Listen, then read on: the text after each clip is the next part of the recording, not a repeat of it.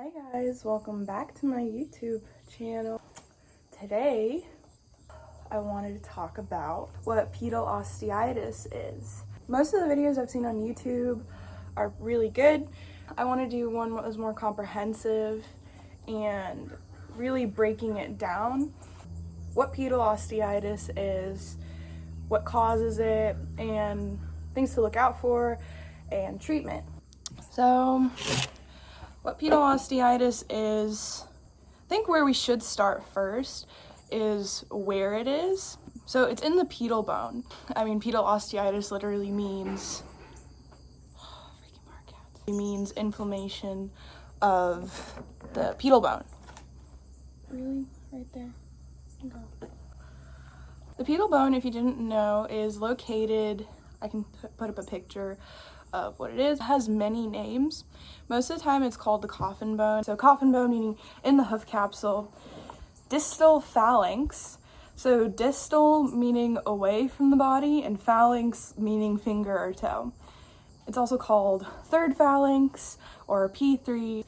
And the way it's structured, the bottom of their hoof has to support all that weight.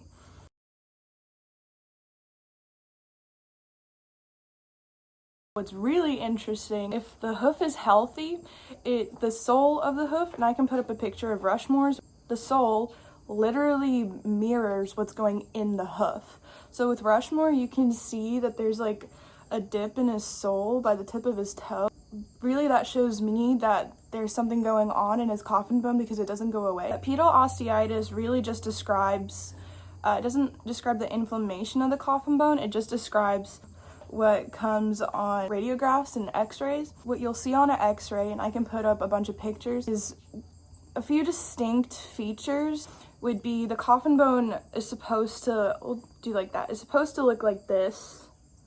But what happens with pedal osteitis is that I've heard a lot of names for this. I've heard it called resorption, demineralization, decalcification, really just the bone breaking down. You can think of it as osteoporosis in people. It also becomes more porous, which the coffin bone is normal for it to have some holes because that's where blood vessels are. There's so many blood vessels in the hoof. What happens with pedal osteitis is there's a lot more holes than there should be, making the coffin bone very weak, prone to breaking off and chipping. This, where it looks like there's a dip, we call that the solar margin. So the solar margin is the tip of the toe, like all of this, that's the solar margin. So we'll look at the coffin bone. What I've showed is this is the solar margin. So if you look at it from a side view, what I've seen happens is that there'll be a ski slope, and that's like the bone trying to support itself, like making more bone, but that sometimes goes away with proper care. It's very commonly in the front feet.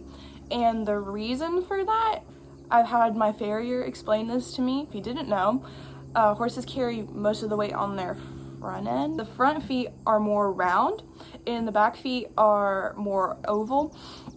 And the reason for this is that the front feet are there to make turns, so that's why they're round, and the back feet are to scoop, literally scoop the ground, and that's why the horse's feet are concave, so they can literally scoop the ground when they move. If you take an x-ray of one foot, most likely the other one is affected also. So with Rushmore, you can definitely see both of his soles look the same, where there's the tip, there's an indent in his sole. So we can pretty much assume that both of his front feet probably have it. So it's very common for the adjacent hoof to be affected as well.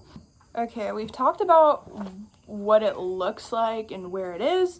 So what causes pedal osteitis? What I haven't seen mentioned very much is that there are two types of pedal osteitis, non-septic and septic.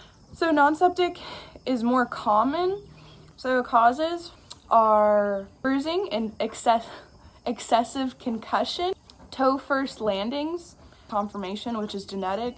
Some horses are just predisposed to having flatter feet than others just by how their coffin bone is. Some horses have flatter coffin bones, some have more concave, some more concave than others.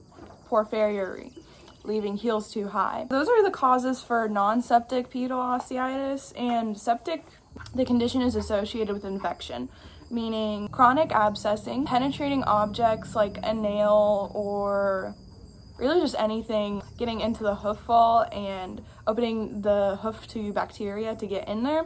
Laminitis is one, and that's from necrotic or dead tissue, severe white line disease, and among many other things. So the reason is there's an infection of the bone. It literally burrows into the bone. So when you're looking out for signs for it, degrees in lameness can vary to mild to severe. It really varies case to case of how the hoof is affected and treatment options. Okay, now we can get into the treatment. The fun part, I would say, because that means your horse can go on to live his life to his fullest potential and really live out his life well. Okay, treatment options include trying to reduce inflammation. So obviously with 2 types of pedal osteitis, we have 2 types of treatment. Or really, you could probably use both.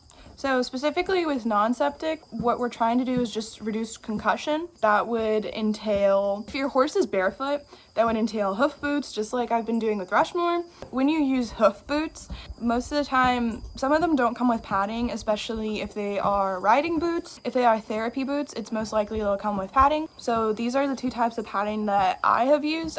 For some reason I didn't show this padding in the video previously. Oh, you can see his little hoof. I did go into detail about this. Depending on what you're going to use it for, I would recommend the Stratus, and I can put up a picture here of what the Stratus looks like. They're pretty expensive. A few different boots I would recommend are look into Easy Care's therapy boots. Also, what are those boots called? I think they're called spa boots, but they're also a very expensive therapy boot depending on what size you get and which model you get. Treatment for non-septic pedal osteitis would be cushioning, depending on severity, depending on how much cushioning you need. Non-septic pedal osteitis would also entail you trying to keep your horse on soft surfaces as much as possible. So with Rushmore, he has been going out as much as I can get him out, but that wasn't always the case. We'll get into that later. But he does come into his stall to take a break from his boots, and he has shavings in his stall, trying to reduce exposure to hard surfaces. If you're using shoes, the way you would treat it, you would just shod your horse with some padding. So pretty much just keeping them from hard surfaces, whether that be keeping them in a stall, which I don't recommend, or putting them in padded shoes or hoof boots.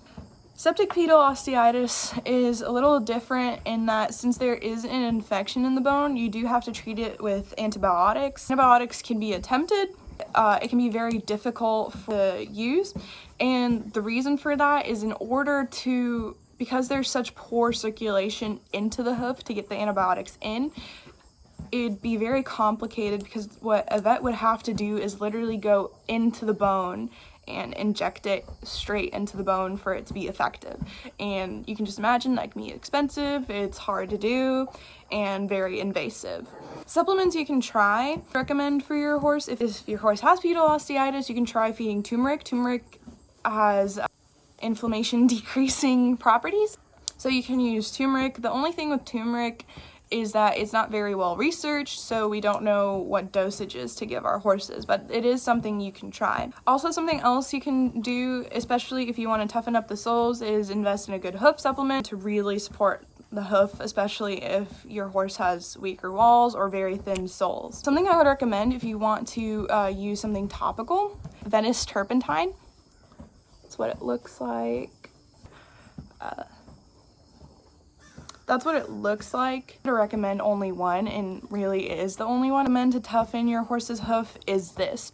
What's also really cool about this is it's water resistant. Rushmore, in the beginning, we were really worried about putting him out when it's wet, because that would soften his sole and make him more likely to abscessing. So this is water resistant, and it's really great. Like, I can see immediate, like literally day after I've used this, his sole is tougher. Worst case scenario, or really some of the time when horses get this condition, surgery might be required to remove infected bone in order to reduce inflammation and reduce more demineralization. Now I'll go into signs to kind of look out for. Really what it comes down to is that anytime your horse has an unexplained lameness or has chronic abscessing, at some point you have to contact your vet. You might need to investigate with x-rays of their hoof. And hopefully you have a really good vet that can take all x-rays needed. And with Rushmore, he had abscesses that didn't get better, and what I did worry about before I even knew pedal osteitis existed is that I worried that the infection would go into his coffin bone. So that's all the information and all the research I did. That covers most of it. I'll put links in the description if you would like to read further. I also looked at my Hoof book, which I recommend. I'll put a bunch of links below for more resources. I hope this video is helpful to you. I hope it puts more information in a easier way to digest. Really, I've only seen men. I explained this, so now a teenage girl.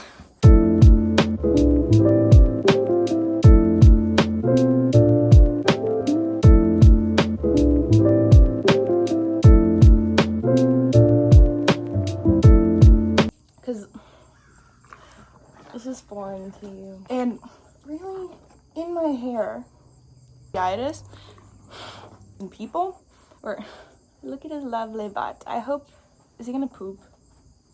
No, he's gonna go eat. Say, thank you, sir. Currently my tripod is a barrel. My phone is being propped up by a Hoof boot.